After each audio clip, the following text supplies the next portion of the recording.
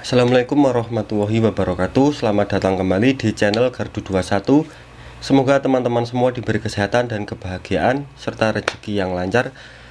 Oke, langsung saja kita simak video kita kali ini di channel kebanggaan kita, Gardu 21.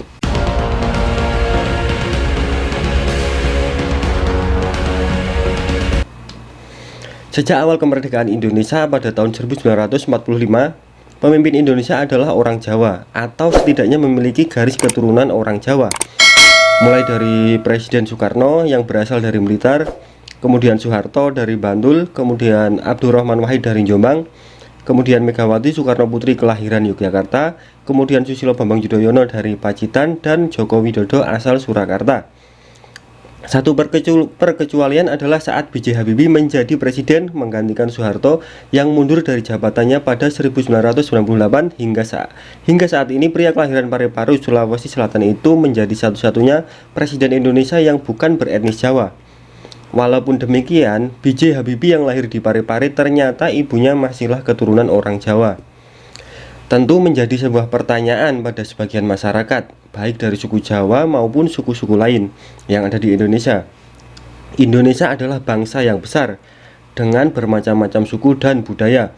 Dari Sabang hingga Merauke, jika meruntut dari keadaan sebelum kemerdekaan ketika masih menjadi Nusantara, Indonesia memiliki kerajaan-kerajaan besar seperti Majapahit, Sriwijaya, Singosari, Mataram, Samudra Pasai, hingga Tidore. Walaupun memang didominasi kerajaan besar dari Jawa, tetapi kerajaan lain juga tidak dapat dianggap remeh. Hal ini tentu menjadi pertimbangan bahwa pemimpin Indonesia bisa saja dari daerah lain. Setiap daerah memiliki potensi untuk menduduki jabatan presiden karena negara kita adalah negara demokrasi yang memiliki semboyan Bhinneka Tunggal Ika. Persepsi yang mengatakan bahwa presiden harus orang Jawa tidaklah selamanya benar.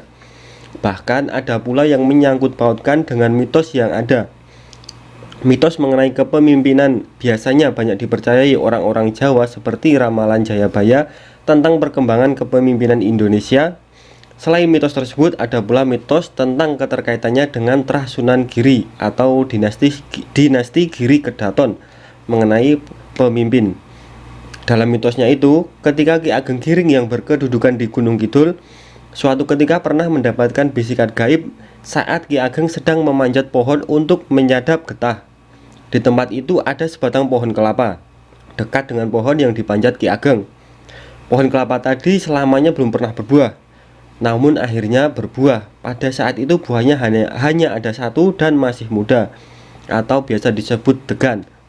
Ki Ageng sedang memasang tabung bambu di atas pohon kelapa, kemudian mendengar suara, "Ki Ageng Giring, ketahuilah siapa yang minum air dengan degan itu habis seketika, kelak seanak keturunannya akan menjadi Raja Agung di Tanah Jawa." Demikianlah bunyi bisikan gaib itu. Maka telah dipetiklah kelapa muda itu dan dibawa turun oleh Ki Ageng Giring. Namun karena ada klausul harus habis seketika saat meminumnya, sedangkan Ki Ageng Giring pada saat itu belum haus-haus banget, maka dia memilih untuk meminum air kelapa itu pada siang harinya. Ki Ageng Giring memutuskan untuk pergi dulu ke hutan dan kemudian meminum air kelapa itu sekali tenggak ketika pulang nanti.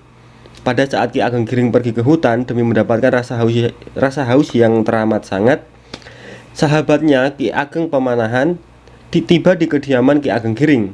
Ki Ageng Pemanahan yang sangat haus setelah berjalan jauh lantas menenggak air kelapa gaib yang rencananya akan diminum oleh Ki Ageng Giring. Ki Ageng Giring ketika kembali dari hutan hanya bisa meratapi ketika mendapati air degan gaib yang dia petik sudah tidak ada di tempatnya. Dan kemudian Ki Ageng Pemanahan yang ada di situ mengakui bahwa dialah yang meminum air kelapa muda tersebut. Ki Ageng Giring setelah mendengar perkataan Ki Ageng Pemanahan tadi merasa seakan hancur hatinya, sedih dan sangat kecewa. Lama ia terdiam. Sebagai seorang yang memiliki kelebihan, maka ia pun mengetahui bahwa itu adalah takdirnya, bahwa sudah takdir Tuhan Ki Ageng Pemanahan yang akan menurunkan raja yang menguasai di Tanah Jawa. Melalui penelusuran lebih mendalam diperoleh informasi yang mengagetkan bahwa keenam Presiden Republik Indonesia ternyata berasal dari anak keturunan Sunan Giri. Satu, ada Soekarno merupakan putra dari Raden Sugemi Sosrodihardjo. Raden Sugemi berdasarkan buku Ayah Bunda Insinyur Soekarno merupakan keturunan Sultan Hamengkubuwono II. Kemudian Soeharto, istrinya bernama Siti Hartinah yang merupakan keturunan dari KGPAA Mangkunegara.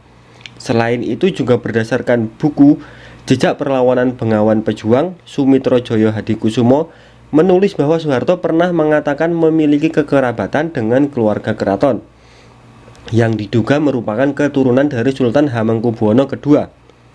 Kemudian B.J. Habibie, ibunya bernama R.A. Tuti Marini Puspowardoyo, binti R.R. Gumuk binti Raden Ngabehi Citrowardoyo yang berasal dari keluarga priyayi di Purworejo, yang diduga kuat merupakan keturunan dari pendiri kerajaan Mataram Islam Panembahan Senopati.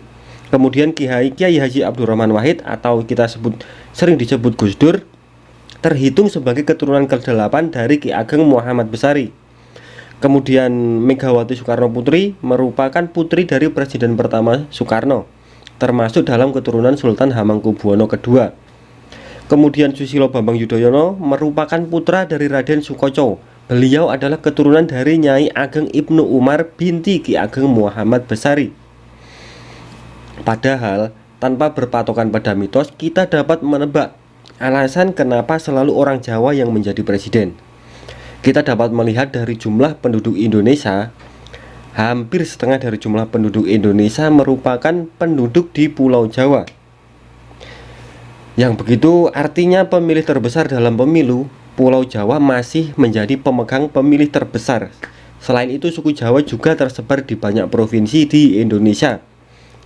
Rakyat Indonesia juga terbiasa untuk mengutamakan suku-suku mereka sendiri untuk dipilih. Hal ini semakin memperbesar peluang orang-orang Jawa untuk menjadi presiden. Walaupun akan ada kemungkinan suatu saat suku tidak terlalu dipermasalahkan, mungkin suatu saat yang dicari adalah orang-orang yang memiliki jiwa kepemimpinan tinggi, tidak peduli dari suku apa. Selain itu juga, di negara demokrasi seperti Indonesia yang menggunakan partai politik sebagai batu loncatan untuk memperoleh suara terbanyak, partai politik yang mayoritas berasal dari Pulau Jawa juga dapat dijadikan menjadi persepsi mengapa presiden berasal dari Jawa. Partai politik tentu memiliki pengaruh kuat untuk memperoleh suara dalam pemilihannya, apalagi partai-partai yang telah lama berpolitik di Indonesia, mulai dari awal-awal kemerdekaan dulu. Kaum orang tua yang telah lama menjadi pemilih suatu partai tertentu biasanya membuat kaum muda untuk mengikuti pilihan para orang tua. Orang tua biasa kekeh dengan partai politik yang telah lama dipilihnya. Walaupun begitu, biasanya kaum yang muda memilih bukan lagi pada partai, tetapi melihat siapa calon yang memang pantas untuk mereka pilih. Partai politik biasanya memilih calon presiden dari orang-orang yang memiliki pengaruh besar pada masyarakat, sehingga dapat meraih suara maksimal agar dapat menang dalam pemilihan. Selain pada suku dan parpol, banyak juga yang menentukan, seperti pada agama yang dianut calon tersebut. Tentunya setelah parpol mengusung jagoan yang akan maju ke RI 1 sebagai pesaing dalam perebutan calon presiden, agama juga menjadi pengaruh besar dalam memperoleh suara. Maka dalam setiap parpol biasanya mengusung agama mayoritas dan minoritas. Hal ini bertujuan mengambil simpati dari setiap agama.